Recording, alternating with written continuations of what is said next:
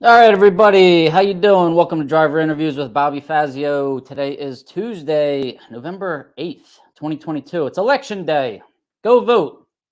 If you didn't vote, make sure you do it by 7 p.m. I got up early today. I got up extra early today to go vote, right? Want my voice to be heard. Don't know if it's going to be heard or not, but hopefully. All right. Driverinterviews.com, you know the deal. Go to driverinterviews.com. You see that big red YouTube thing hit you in the face. Hit that button, subscribe, like, share, do all that stuff. It helps me out. While you're on there, if you want to snag a shirt or a sticker, you can do that as well. It calculates the shipping for you. I try to keep it as cheap as possible. Somebody from Canada bought a shirt the other day. Thank you very much. It overcharged them for the shipping. I went to the post office and got a better shipping method, sent that gentleman a nice little refund, and thanked him for his shirt purchase. So thank you guys very much. And you can sponsor or donate to the show also. Every little bit helps me. It's helping me get out to Pomona this week and get more content and coverage, so I appreciate it. Don't forget to follow me on Facebook and Instagram. Remember, I go live on Facebook. I do things on YouTube. I do things on Instagram. All three of them have like different content at once. So make sure you follow me on all three. At Driver Interviews, hit the follow button and tell like a million of your closest friends too. Draginsights.com. Check it out. Check out your stats. Spy on your opponents. I mean, that's what we're all there to do. Spy on your opponents. Go in there with a game plan. All right. We're going to have a couple call-ins today, and maybe we'll look at some of their data and see how good they are. Except then I get nervous because I see how good they are and I know how good I am, and then I don't want to go racing anymore. But draginsights.com, premium membership, contingency also. So $50 for the year. Can't beat it. Look at your data, look at your opponent's data. And Rob Youngblood of Advanced Clutches joined the team. So advancedclutches.com. And I want to do a clutch segment soon. And I just got my new clutch from Rob, and it looks super cool.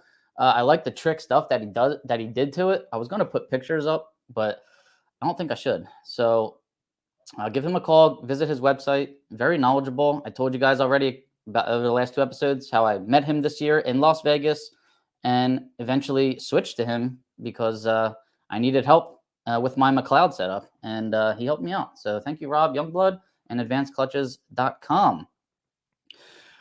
All right. So who's out there? Everybody's saying hello, hello, hello, hello, hello.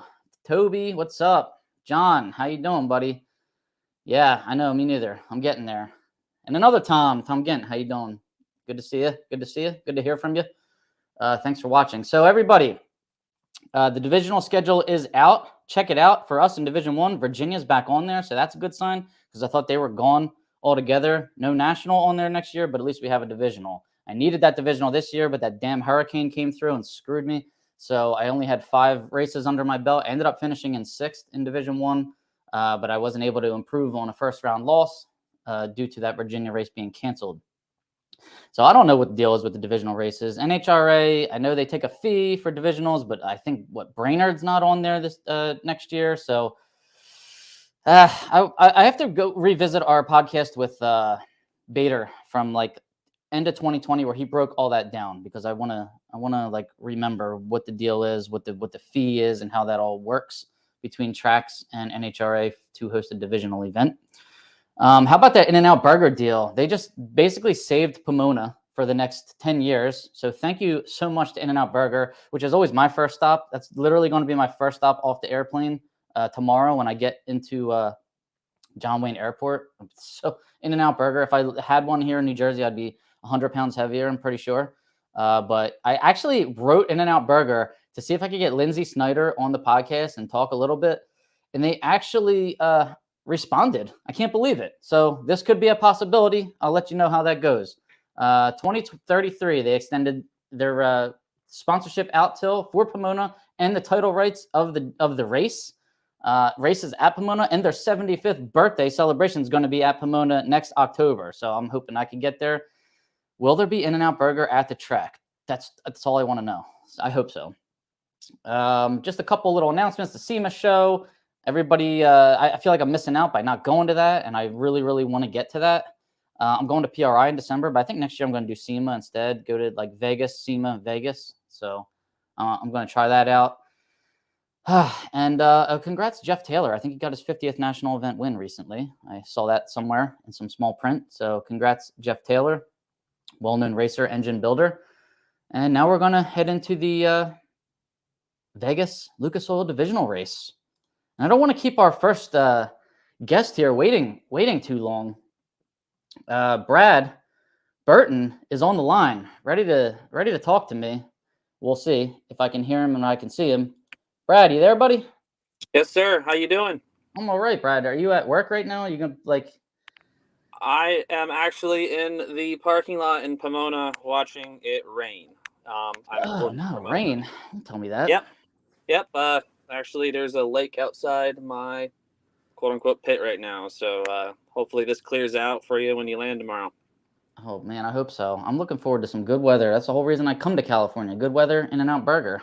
So, I agree. I could have this in Seattle right now. So I'm looking forward to some In-N-Out Burger and some nice weather as well. All right. So, Brad, you know what? Here, I have. Let's try something. Let's see if it works. I have the current points right now in Stock Eliminator, and you are up there, my friend. And you just made it to what, the fourth round out there in at the Vegas Divisional? Correct. Correct. I think you had a heads up round in the third round against John Irving, if I'm not mistaken. Yep. Those are, we kind of pride ourselves and have for a while about having fairly fast cars to cover those. I always feel heads up races are a little bit of a catch-22. Obviously, you don't know. We don't race on paper, so you do everything you can. So I'd say we throw everything at it, but we threw out probably more than I would normally do. But the goal is always to win the round, right? So it's really hard to kind of take I'm gonna say take a round off, right? You don't want to go red if you think you have a race covered. You do weight, timing, ice, oil, etc., and then you got to come back the next round and try to throw it all the way back to bracket mode per se, and then also try to get up on the wheel and get on the tree again. So I like it for the fact that you're probably going to get a round win, but I think it's a disadvantage for following rounds. And I mean, not to say that's why I lost fourth round, but I just got beat. But it definitely makes it a lot more difficult, I believe. So yeah, I've seen the racers that can do that. They'll pick up 3/10 for a heads up, and then they'll go right back to dialing what they were dialing 2 rounds prior. And sometimes they can run right on. It's pretty impressive. Looking at this points standing right now, so you're at 635 points. It doesn't look like Joe Santangelo is coming out there, and there will be no point for him to come out there other than play a blocker right now because he's already run 6 nationals. But Jimmy Hidalgo has that 20-point lead over you. You and him are in the same boat. You have one more national to use as an improvement. And what is it possible for you to pass him right now? Is it possible for, I guess, if he were to lose in the first round, and how far would you have to go to make it happen? Yeah, so the way I kind of see it, it kind of depends. So last minute, a bunch of people entered, so I'm fairly certain we're going to have a 7-round race. I think there was 67 the last time I checked. I know that's always not necessarily what happens, but I'm bettering a second round loss. I believe Jimmy's bettering what he did in Vegas, which was 5th round. So if my math is correct, we technically both control our own destiny. So if we were to meet in the final, the winner of the final would be the champion. And actually, because of, again, the tiebreaker system, NHRA is a little bit confusing, but I'm pretty sure the first tiebreaker is heads up. And obviously, I lost to him at the National. So if we were to tie, I believe he wins the tiebreaker. So, but if my math's correct, had a 7-round race, if I win 4th round, I should pass him. But obviously, if he's still in, he can start gaining points 5th round. So it's all a little fluid. I just need to go out there and go rounds. It's too much to think about. Just go out and win one round at a time. I guess is all you could do, right? Yeah, I always tell myself that, but it's always hard to, like last weekend, I'm looking at that. I'm like, okay, if I win 4th round, I have a bye 5th round, and then I potentially come into this race with the lead versus where I'm at now. So that's hard pill to swallow, but that's racing. You know as well as I do that, for racing to me is a lot like speeding, right? So you get your first speeding ticket and you're all angry and upset because you're going 10 over, but you don't think about all the times that you were going 10 over and didn't get pulled over. So I've won a lot of races I should have lost. Probably have lost some races I should have won. I think it all balances out in the end. So go out there, put out your best, and hope it works. Yeah, now you had a tough fourth round matchup against Darren Grossi, who was the eventual champion. Tell us about it. Yeah, like I said, after a heads up, try to put everything back. You obviously have been in Vegas. The wind was a little tricky that day. Normally if it's just a headwind or a tailwind, you kind of just judge for that, and then it gusts. But we had this kind of weird crosswind that was kind of vacillating between a head and a tail. And then obviously I didn't get that prior round to have any sort of data. So I was trying to jump from the morning round to the afternoon, and we hadn't run in the afternoon all weekend. So, tried to get close on my dial. And at the end of the day, I just came down to the tree. I thought I kind of needed to kill 3. I got down there and killed 2 and tried to take nothing. And I took negative 4th out. So that's just the way it works. And I think he'd lifted a little bit. But at the end of the day, he's 13, I'm 30. And I'm sure I know I keep statistical analysis of myself. And the majority of the races I lose is because I don't have the tree. And the majority of the races I win is because I have the tree. So you got to win that battle. And if you don't, you're putting yourself at a pretty big disadvantage. Absolutely. Yep. And just looking at Drag Insights now for D-Stock Automatic in 2022, you have a nice win percentage, Brad. 82% of the rounds you're winning up there. Yep. Average reaction time, average green light seems to be 34. So that's not taking into account any red lights.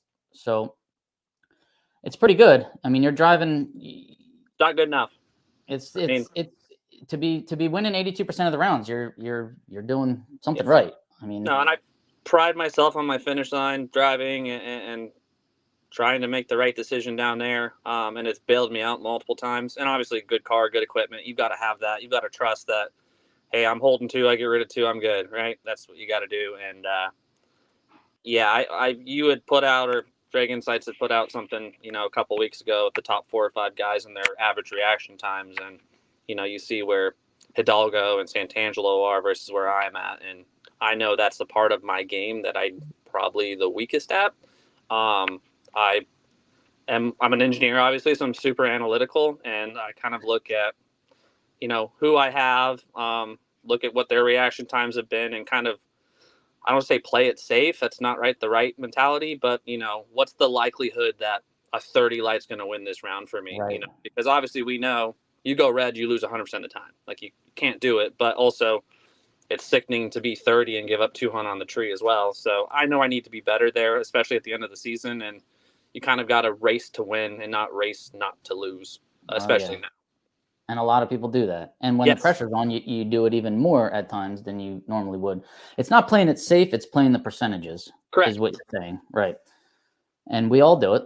And it can bite you once in a while. So you bounce back. How many, you have what, 2, 3? How many world championships do you have?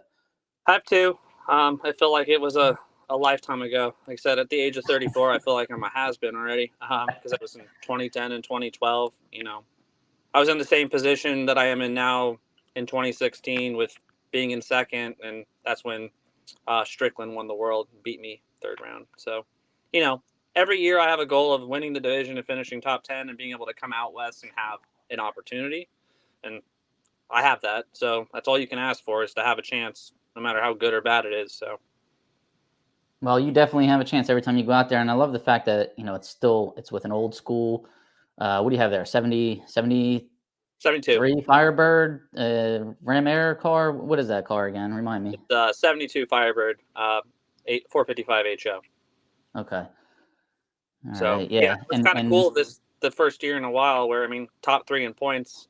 I'll even throw the, Hidalgo's GTO into the old car mix now. It's kind of hard to believe that car is coming up on 20 years, I think.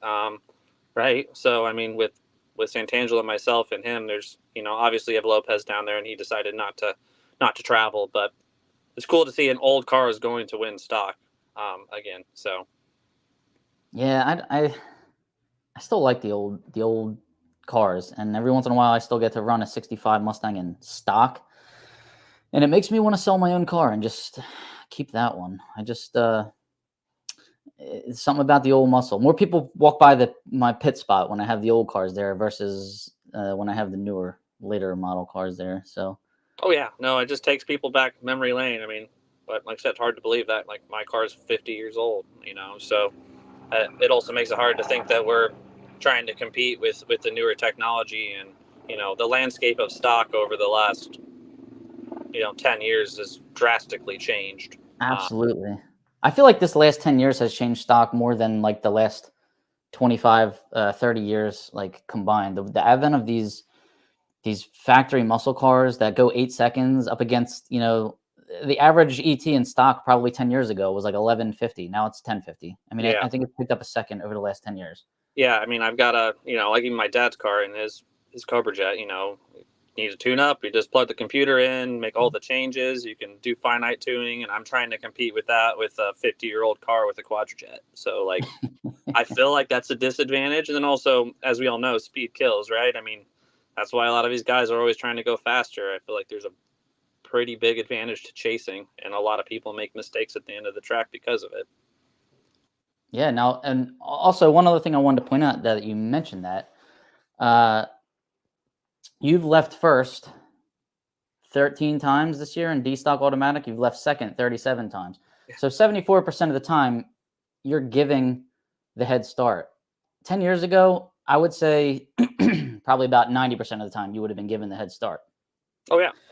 It's just the game is changing. Fast car. And I live I live in a part of the world where we still have a lot of old cars. I mean, D6 still has a lot of old cars. Same with D7. But I mean, those numbers would be drastically different, I think, if I was out in like D3. I seem to look through the qualifying sheet, and there's a lot of factory stock cars. So it's taking its time as prices are coming down on some of the older factory stock cars. I think you'll continue to see that transition.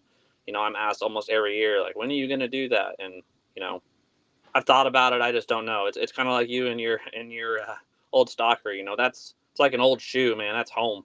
So like I said, I got that car when I was 14, so that's kind of sentimental, and I just feel good in it. So absolutely. I know we did a driver interview on you, and I want everybody to check it out because you tell everyone how you got that car Christmas. You were even going to drive it to school at one point and turned it into a race car. So everybody check out the interview of Brad Burton I did earlier this year in Vegas. Brad, one last thing. What's the gas prices out there right now? What do I have to look forward to? Yeah. I just was passing by a bunch of diesel stations at $6 plus. So that's why I'm working, right? I mean, we got to continue to work. I'd love to just be messing around this week, but sadly got to get work done to pay to throw dollar bills into the fuel tank. So yeah, you're right. Gonna food prices and gas prices out here in the great state of California are a little bit high. A little bit high out there on the West Coast, out there in D6, D7. Brad, I haven't been reading any of the comments here. I'm trying to get through. But RJ Torres. I'm not saying that. It's actually a funny story because when he came, for those that don't know, right, I'm from Seattle. I'm originally from Denver. I'm a diehard Broncos fan. We got Russell Wilson.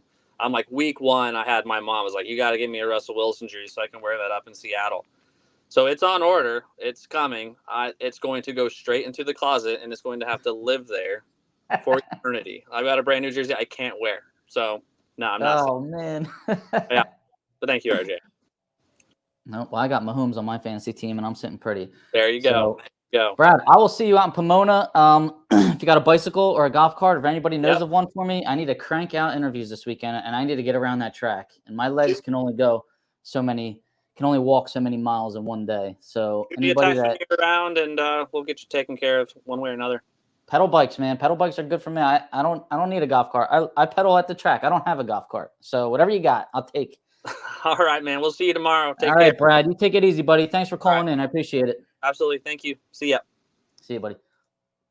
All right, so that was Brad Burton. He's got a shot. He's got a shot to take on Jimmy Hidalgo. I love that stock and super stock has not been decided yet. This is going to be so much fun because I was afraid I was going to have not a wasted trip out there, but nothing climactic. And boy, was I wrong. This is going to be amazing. Real quick, before we have our next caller, we got Pete Dagnolo calling in. I got all the superstars today. I just wanted to let everybody know, like 1, 2, 3, 4, 5, 6, 7. There was at least 7 heads up runs this past weekend in Vegas. Like the performance was key this weekend, and Brad showed it. He's got Scott Burton performance. I know his dad and Brad take a lot of pride in making those cars run fast for those heads up situations. So that was really cool. We'll go over some of these rounds. I want to get these calls in because they're nice enough to join me, and I don't want to get them in trouble at work. So Pete Dagnolo. Pete, hold on. How do you say your last name? It's Dagnolo. Dagnolo. There's no Dagnolo. It's just Dagnolo, right? Yes. I said it like that for years, and then I felt like I was saying it wrong, and I joined all the other masses, and here I went the wrong way with it. So, Pete, thanks for joining us today, man. I really appreciate it. Thanks for having me. Pete, where are you right now? Are you in Pomona also, or are you back in New York? No, I'm back in New York at the shop. The car's being drove home by a friend of ours, so no Pomona for us. You're not going to Pomona. Okay. All right. No. Yeah. Not going to go play blocker, huh?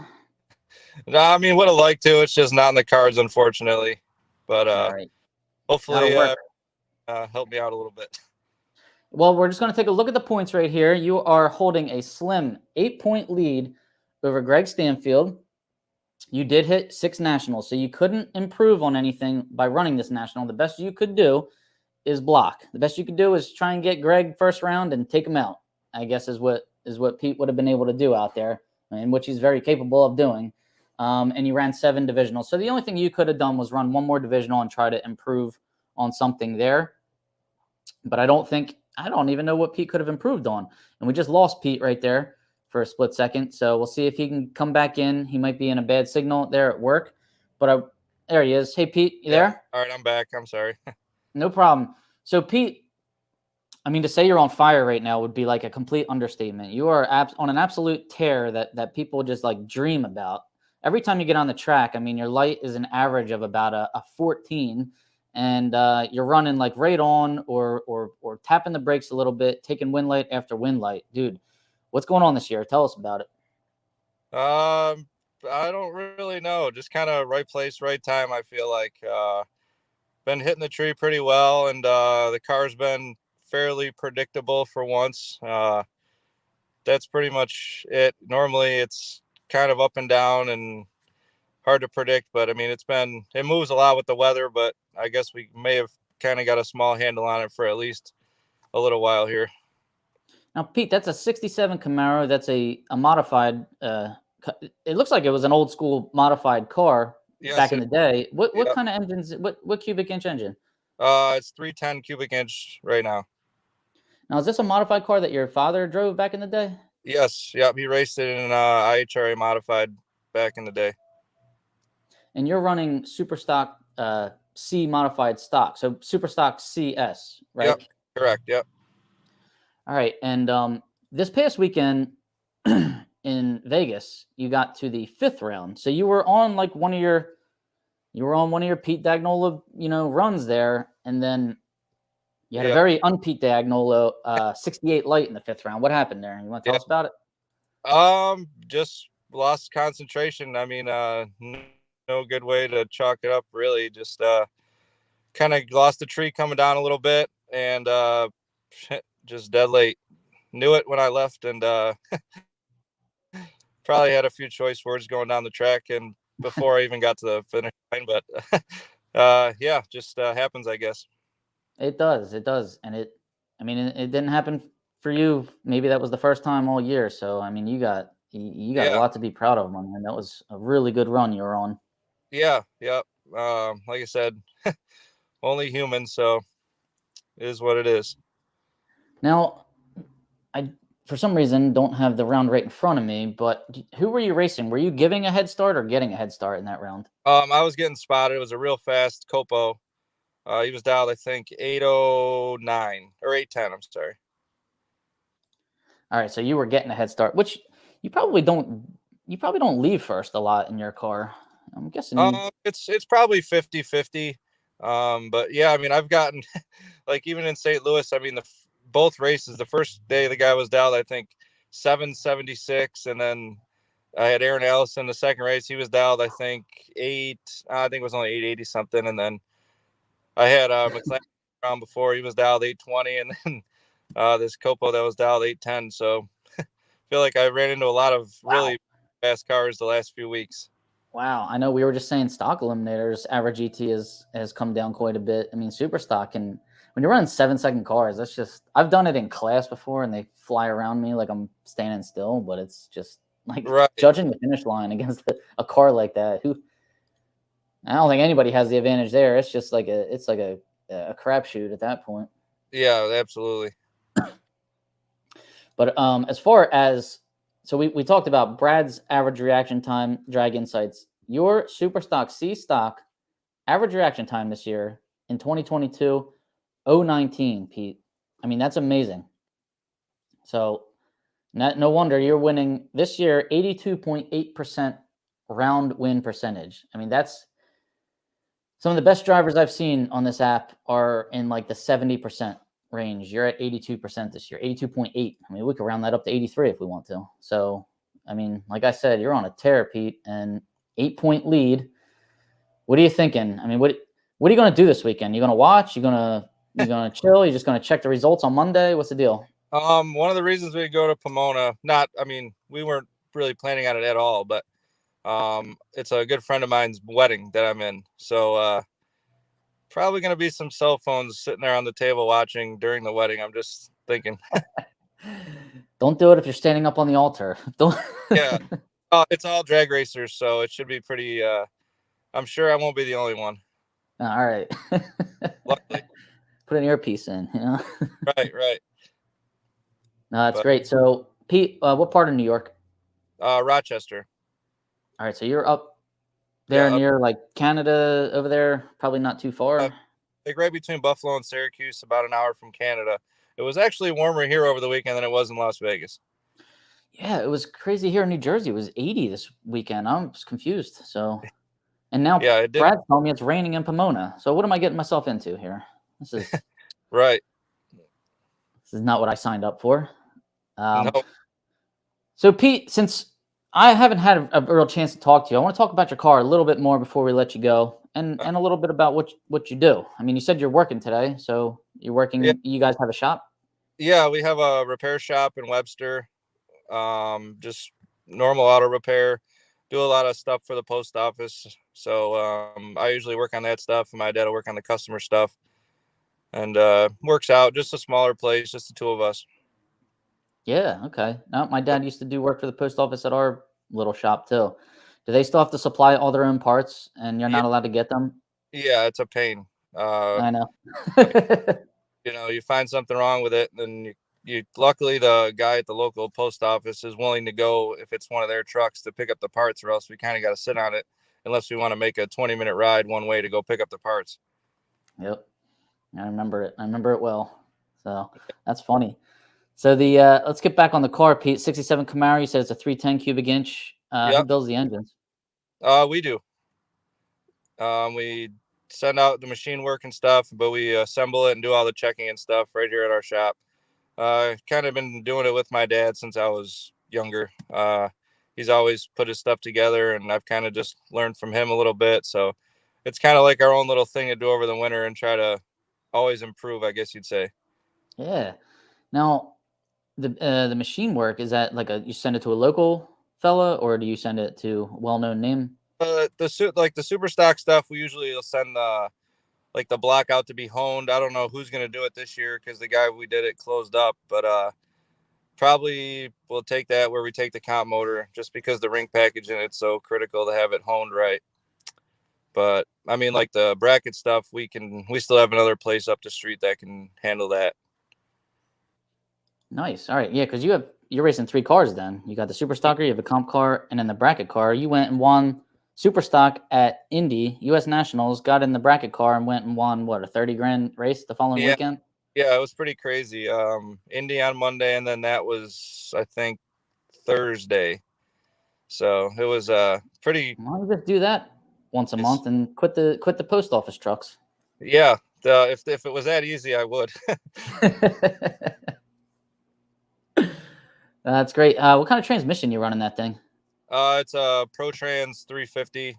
Jack Sapanic does that, and that's been. And we put it in an aftermarket case this winter, and knock on wood, it never gave a minute's trouble.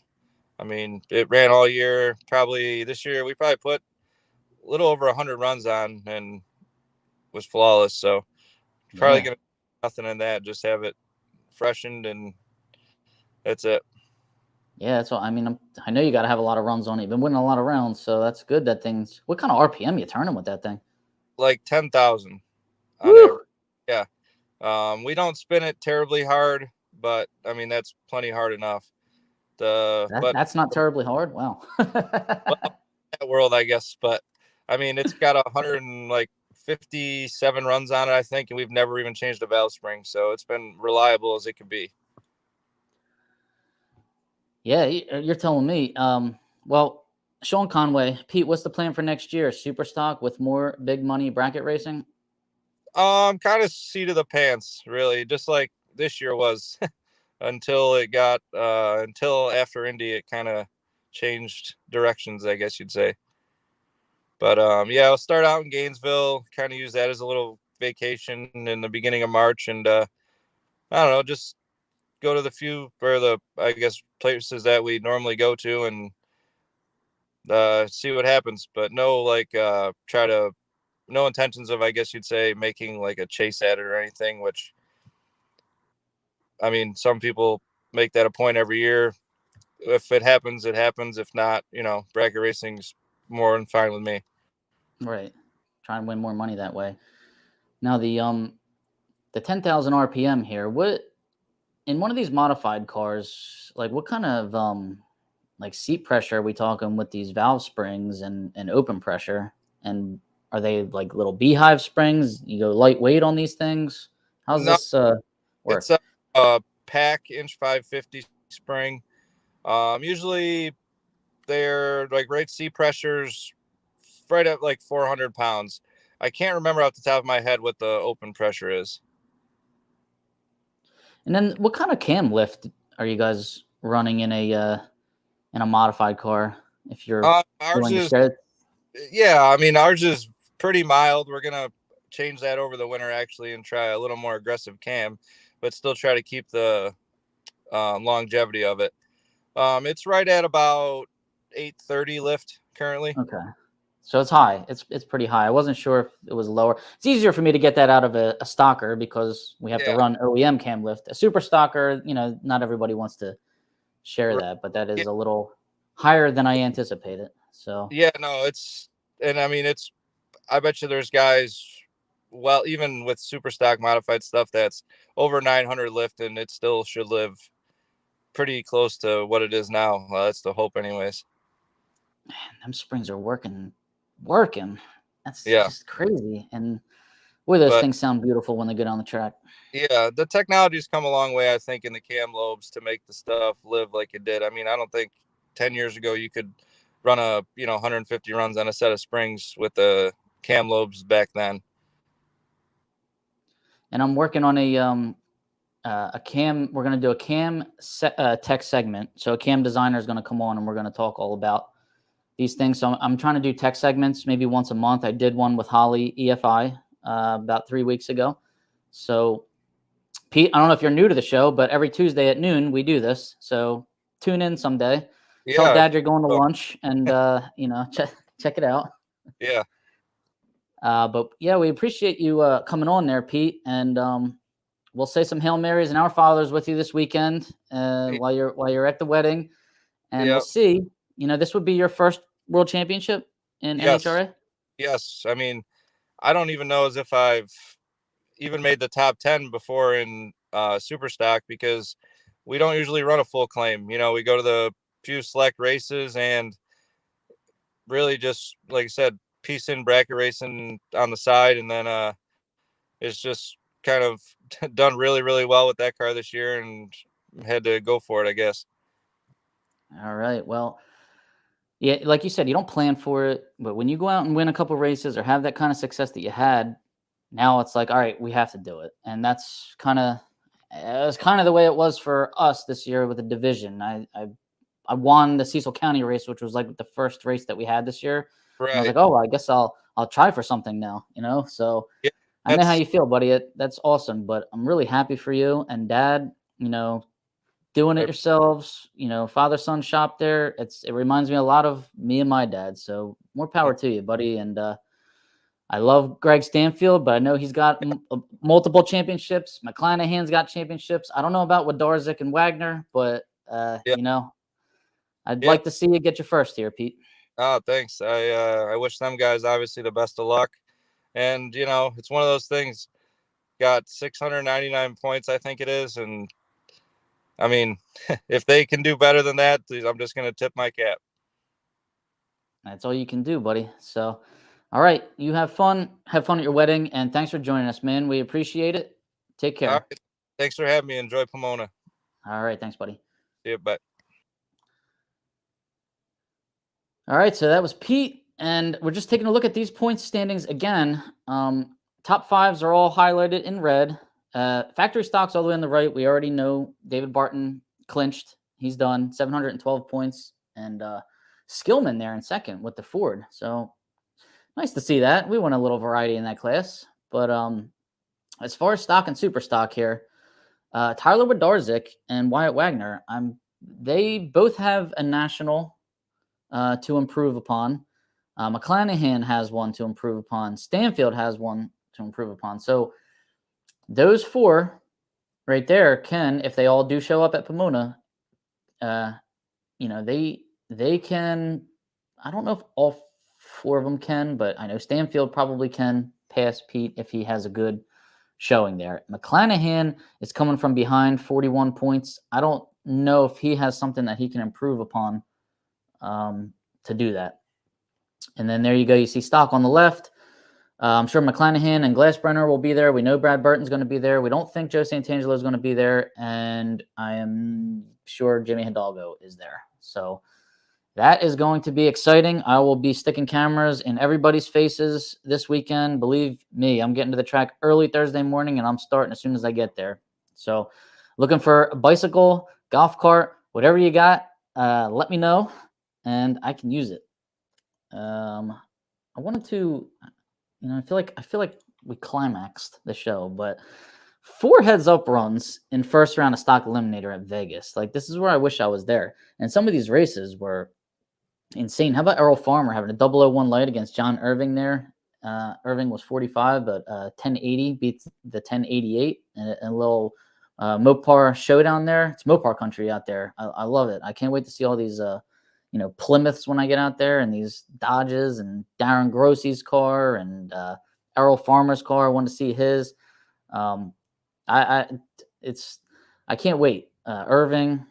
Who else do we have? Randy Chen, Todd Haste, B Stock Automatic heads up. First round, we had Santi Grossi. Santi and Darren, I believe, are brothers, right? That was an E Stock Automatic. Santi versus Chad Logie. They both went 1075. That was decided on the tree. And Kathy, Poitra and Chuck Ekmelian, H Stock Automatic. Chuck got that one going 1128. I thought we were going to have a heads-up final there. Jerry Emmons, Jammin' Jerry, he had the tree in the semifinal, I think it was. He was going down track using a lot of brake pedal. I saw his brake lights blinking. He's got working brake lights in that 69 Camaro. And just took a little bit too much stripe. So it ended up being a bracket race in the final between Darcy Clark, who hooked me up with a crew pass and a parking pass this weekend. Thank you, Darcy. Appreciate that. And Darcy Clark went up against Darren Grossi. Darcy was a little bit later in the final round. So maybe he can comment if he's watching, and I'll talk to him this week, see what happened there. Top end videos during eliminations from Pomona. I will try, Sean. I don't know. I might be in the lanes. Maybe if I get enough lanes footage, then I can switch it and try to do top end videos. up there. Good idea. Well, maybe I can make that happen. And then what else? Oh, we had Todd Rodenberg, Terry Elias, Factory Superstock B heads up, 848 to an 843. The lights were a little iffy there, 74 to a 183 light. So, ouch. Tom O'Laughlin and Jesse Loeffler, round 2 of stock, F-stock automatic. And that was a close one. Tom was 22 on the tree. Jesse was 43 on the tree. Tom went 11.23. Jesse went 11.20. I think that was like a 7 or 8 thousandths margin of victory, 17 inches, I believe, at the finish line. Oh, man, that's what we live for, though. Heads up runs. They're so much fun to watch, and that's what the crowd can get into. We need to get more of those in front of the crowd. How about a 5/10 thousandths finish line margin between Connor Statler and Dorley? What's it, John Dorley, I think, in second round of stock. Oh, my goodness. The racing this weekend was killer. Wyatt Wagner had a heads-up Superstock G automatic against Tom Armanino, a 965 to a 971. But Wyatt, I think that was a 107 underpass. I don't know if that's going to cause a trigger, if anybody else went the same, or if Tom Armanino had the same combo as him. I don't know off the top of my head what Tom was running. So maybe, who knows. All right, we went over the points. We talked about pretty much everything I wanted to talk about today. So I will see you guys in Pomona this week. And looking forward to it. Parking pass. If anybody has a second one, I have a friend. My friend is a producer at Universal Studios Hollywood. Believe it or not, he wants to come to the race and he wants to check out stock and super stock. So I want him to. The more people, the better. And I got an email yesterday from somebody that says they want to build a stock eliminator car. That's what I love to hear. That's why I'm doing this. And at a car show this past weekend, my father went to with his Ranchero. He won a trophy, by the way. He's got a really nice 66 Ranchero. I should put a picture up. Somebody that we know that has a shop was also asking him a lot of questions about stock. That gentleman follows this podcast and showed up at the Dutch Classic to see the classic cars. He was walking the lanes. He loved it. And now I think he has some nice cars. He's talking about maybe trying to dip his toes into the stock eliminator and class racing world. So this is what we want. We want new people into this. People that, weren't brought into it by their fathers, we'll say. This is out of the random sample space out there, people coming in to stock eliminator. So if anybody has a second parking pass, and maybe like a crew pass or any kind of ticket I can use for my buddy, he's coming on Saturday. Let me know. All right. If you're already in the gate, maybe you could let me use your ticket and he can scan it on the way in, something like that. And if NHRA is watching this podcast, I'm just kidding. All right, guys. Thanks for joining us. See you guys on Thursday morning. Pomona, can't wait. Championships are going to be decided this weekend. In-N-Out Burger is going to be consumed by me, and it's going to be a lovely time. All right, guys. See you there. Take care. Thanks for joining me.